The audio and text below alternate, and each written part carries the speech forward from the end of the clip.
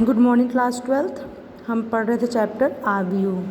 ठीक है, हमने इसमें इन्वर्स मैट्रिक्स ज्ञात करना सीखा था। उस पर 2 थ्योरम थी। इन्वर्टिबल मैट्रिक्स कहते किसे हैं आप जानते ही हैं, वो मैट्रिक्स जिसके इन्वर्स एग्जिस्ट करते हैं। सभी मैट्रिक्स के इन्वर्स आपको मिलेंगे ये ज़रूरी नहीं है। ठीक है, अब क्या इसमें है कि हम व्युत्क्रम ज्ञात किस प्रकार करेंगे। ठीक है, प्रारंभिक संक्रियाओं द्वारा एक आव्यूह का व्युत्क्रम ज्ञात करना। प्रारंभिक संक्रियाएं मैंने बताया था आपको, एक सारणिक में 6 प्रकार की प्रारंभिक संक्रियाएं होती हैं, याद हो। 3 संबंधित होती हैं रो से, पंक्तियों से, और 3 संबंधित होती हैं स्तंभों से। कॉलम्स को चेंज करना आपस परस्पर में, और पंक्तियों को आपस में चेंज करना, ये सब क्या थी आपकी प्रारंभिक संक्रियाएं थी। जैसे ये प्रारंभिक संक्रियाएं मैंने बताई थी आपको, 3 पंक्तियों संबंधित होती हैं और 3 स्तंभों से। प्रारंभिक संक्रियाएं कितनी होती हैं, कुल मिला के 6 प्रकार की होती हैं। ठीक है, क्या होता है, रोज़ को आपस में बदल सकते हैं आप, रो 1 को रो 2 से रिप्लेस कर दिया, आपस में चेंज कर दिया। ऐसी कॉलम्स को भी आपस में आप अल्टर चेंज कर सकते हैं। उसी प्रकार किसी भी स्तंभ या किसी भी कॉलम में आप किसी भी पंक्ति में आप किसी भी नंबर से गुणा कर सकते हैं। ठीक है, और वैसे ही पंक्तियों को आपस में जोड़ घटा भी सकते हैं। ठीक है, तो ये क्या है आपका, ये आपके थे पंक्तियों पे आव्यूह पे आपके प्रारंभिक संक्रियाएं। उन्हीं के आधार पे हम क्या ज्ञात करेंगे, व्युत्क्रम ज्ञात करेंगे। अब बात आती है कि व्युत्क्रम ज्ञात किस प्रकार किया जाता है। यानी कि यदि हमने कहा कि एक मैट्रिक्स ए का क्या ज्ञात करिए, व्युत्क्रम ज्ञात करिए। ठीक है, ए मैट्रिक्स कुछ भी हो सकती है, अब एग्जाम्पल से हम समझेंगे। पहले समझ लीजिए कैसे निकालना है। मान लीजिए एक मैट्रिक्स ए है हमारे पास। सबसे पहले हम इस ए को लिखेंगे A is equal to I into A, क्योंकि हम जानते हैं किसी भी मैट्रिक्स में तत्समक का गुणा करिए आइडेंटिटी मैट्रिक्स का, वही मैट्रिक्स हमको प्राप्त हो जाएगी, वो कोई परिवर्तन उस मैट्रिक्स में करता नहीं है। सबसे पहले हम इस मैट्रिक्स को इस प्रकार लिखेंगे।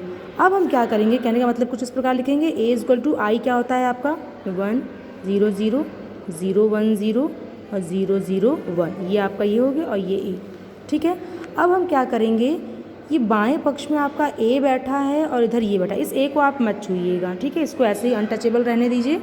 अब इन दोनों मैट्रिक्स में हम ऐसे ऑपरेशन करेंगे, और याद रखिएगा यदि आपने कॉलम्स के ऑपरेशन स्टार्ट किए तो आप कॉलम्स के ही ऑपरेशन करेंगे, और यदि आपने रो के रो पर अगर आपने ये प्रारंभिक संक्रियाएं शुरू की हैं तो आप रो का इस्तेमाल करेंगे। दोनों एक साथ नहीं चलता है, यदि ऐसा तो आप कॉलम से इन्वर्स ज्ञात कर लीजिए या तो आप पंक्तियों से ज्ञात कर लीजिए। ठीक है, अब हम क्या करेंगे, इधर पे और इधर दोनों ओर ए कोई मैट्रिक्स होगी उसको आप लिखेंगे यहाँ पे आप लिखेंगे नहीं, उसको ऐसे ही रहने देंगे। इस प्रकार आप ऑपरेशन करते जाएंगे कि क्या मिल जाए हमको, ये ए परिवर्तित हो जाए किसमें, आई में। यहाँ पे भी कोई आपको नई मैट्रिक्स मिलेगी। इसमें जब आप पंक्ति और कॉलम में आप ऑपरेशंस लगेंगे, संक्रियाएँ करेंगे, कोई नई मैट्रिक्स प्राप्त होगी। मान लीजिए हमने उसको कह दिया बी और ये क्या हो गया ए। जाहिर सी बात है ए में यदि किसी मैट्रिक्स का गुणा हो रहा है और हमको आई मिल जा रहा है, तत्समक आव्यूह मिल जा रहा है, तो जाहिर सी बात है ये बी ए का क्या होगा, इन्वर्स होगा। यानी कि B is equal to A inverse, यानी कि यही मैट्रिक्स ए की क्या कहलाएगी, इन्वर्स कहलाएगी, आपका व्युत्क्रम कहलाएगी। ठीक है, व्युत्क्रम आव्यूह। अब किस प्रकार होगा ये एक आप एग्जाम्पल समझिए, कैसे ये जो मैंने कहा कि इधर और इधर ऑपरेशन करेंगे आप, किस प्रकार से ये समझिए आप एग्जाम्पल से। छोटा एग्जाम्पल लिया है हमने, सबसे पहले मैट्रिक्स ली है 2x2 ऑर्डर की। ठीक है, प्रारंभिक संक्रियाओं के प्रयोग द्वारा आव्यूह 1 2 2 1 का व्युत्क्रम ज्ञात कीजिए।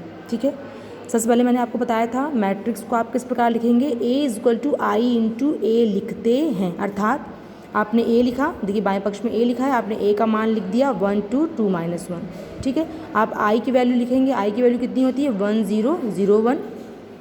ये 2x2 के लिए तत्समक आव्यूह यही बनता है। और मैंने कहा था ए को टच भी नहीं करेंगे और ए को खोलेंगे भी नहीं, उसका मान नहीं रखेंगे, उसको ऐसे ही पड़े रहने देंगे, क्योंकि इसका हमें कोई भी कार्य नहीं करना है। ठीक है, अब हम क्या करेंगे, अब हमने बताया था बाएं पक्ष वाले को हम क्या बनाएंगे, तत्समक आव्यूह में कन्वर्ट करेंगे। इसको हमें तत्समक आव्यूह बनाना है। तत्समक आव्यूह मतलब ऐसा बनाना है 1 0 0 1। तो क्या हुआ, हमने पहले प्लेस पे देखा 1 चाहिए हमको, ये 1 है ही हमारा, लेकिन हमें क्या है सेकंड प्लेस जो हमारा 2 है, यहाँ पे क्या होना चाहिए, 0 होना चाहिए। हम इसको क्या बनाएंगे, 0 बनाना चाहेंगे। यानी कि जो काम हम बाएं हाथ पे करेंगे वही काम हम दाहिने हाथ पे भी करेंगे। और अगर हम रो पे संक्रियाएं कर रहे हैं तो हम वही संक्रियाएं करेंगे सभी पे, और कॉलम पे संक्रियाएं कर रहे हैं तो कॉलम पे ही करेंगे। ठीक है, यहाँ पे हमें 0 बनाना है, 2 को हमें क्या बनाना है 0। 2 0 कैसे बन सकता है, यदि इसमें से 2 घट जाए। अब देखिए रो में से रो ही घटेगी, तो इसमें से यदि हम पहली रो को घटाएं यानी कि 2 में से 1 घटेगा तो वो क्या बन जाएगा 1 आ जाएगा, लेकिन हमें चाहिए 0। तो हम किस प्रकार घटाएं, R2 में से हम घटाएंगे, लेकिन क्या घटाएंगे, इस पूरे में 2 का गुणा करें और यहाँ पे घटा दें, तो ये कितना हो जाएगा 2 1 जा 2, तो 2 में से 2 गया 0। इसमें भी आप 2 से गुणा करेंगे, 2 दूनी 4, अब 4 घटाएंगे आप तो 4 -1 पहले से ही और -4 कितना हो जाएगा वो -5, और पहली वाली रो में कोई परिवर्तन नहीं आएगा।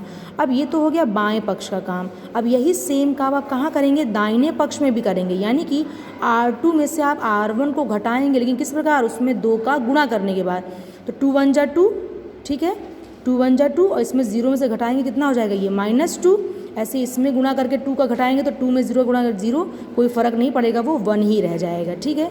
यानी कि हमारा प्रथम स्थान तो 1, 0 बन गया। अब यहाँ क्या बनाना है हमको, यहाँ 0 बनाना है और यहाँ क्या बनाना है 1 बनाना है, ठीक है।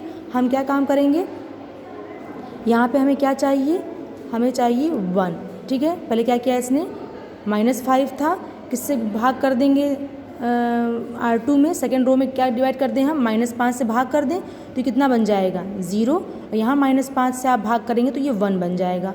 अब इधर भी ये आपने यहाँ पे सेकेंड रो में ये काम किया, तो दाहिने पक्ष की भी सेकेंड रो में ये काम करना पड़ेगा आपको। किससे भाग करेंगे आप, -5 से, तो यहाँ -5 से आप भाग करेंगे, यहाँ पे -5 से, तो माइनस माइनस गोज आउट, कितना हो जाएगा 2/5, और यहाँ पे आप -5 से भाग करेंगे तो ये बन जाएगा -1/5, ठीक है।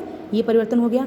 अभी भी देखिए यहाँ पे आपका क्या चाहिए था, आपको यहाँ पे 1 चाहिए, आपको सॉरी 1 तो यहाँ पे क्या चाहिए आपको, 2 की जगह 0 चाहिए। ये मैट्रिक्स बनानी है यहाँ पे आपको, ठीक है। तो 1 0 0 1, यहाँ पे भी 0 बनाना है, तो 0 हम कैसे बनाएंगे यहाँ पे, फिर यहाँ इसको घटाकर, किस प्रकार घटाएंगे हम इसमें, अगर हम R2 में गुणा कर दें 2 का और घटाएं उसमें 0 घटेगा, इससे कोई प्रभाव नहीं डालेगा, ये 1 ही रहेगा।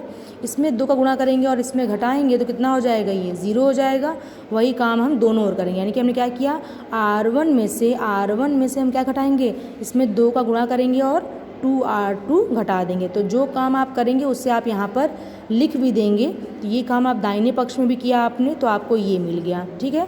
तो यानी कि यहाँ पे आपको मिल गया I इस A में इस मैट्रिक्स का गुणा करने पर, तो ये मैट्रिक्स A की क्या कहलाएगी, इन्वर्स कहलाएगी, ठीक है। इसी प्रकार आप, इसने कॉलम्स का यूज़ करते हुए इसका इन्वर्स निकालने का प्रयास किया है, ठीक है। तो ये आपका हो गया A इन्वर्स। तो किस प्रकार ये ऑपरेशन लगते हैं आप करेंगे, आपको कुल मिला के बाएँ पक्ष को क्या बनाना है, आइडेंटिटी मैट्रिक्स, और जो ऑपरेशन आप आइडेंटिटी मैट्रिक्स बनाने में बाएँ पक्ष में करेंगे वही दाहिने पक्ष में करते जाएंगे, तो ऑटोमेटिकली इधर का जो I है वो चेंज होएगा किसमें, उस मैट्रिक्स के इन्वर्स में परिवर्तित हो जाएगा, ठीक है। ये आपका 3x3 ऑर्डर में मैट्रिक्स का इन्वर्स निकालने का प्रयास किया है, सेम वही काम ऑपरेशन, लेकिन 3x3 ऑर्डर जाने से पहले आप एक्सरसाइज 3.4 के 2x2 ऑर्डर की मैट्रिक्स के इन्वर्स को निकालने की कोशिश करेंगे, उसके बाद आप बड़े ऑर्डर्स में चलेंगे, ठीक है। Thank you class.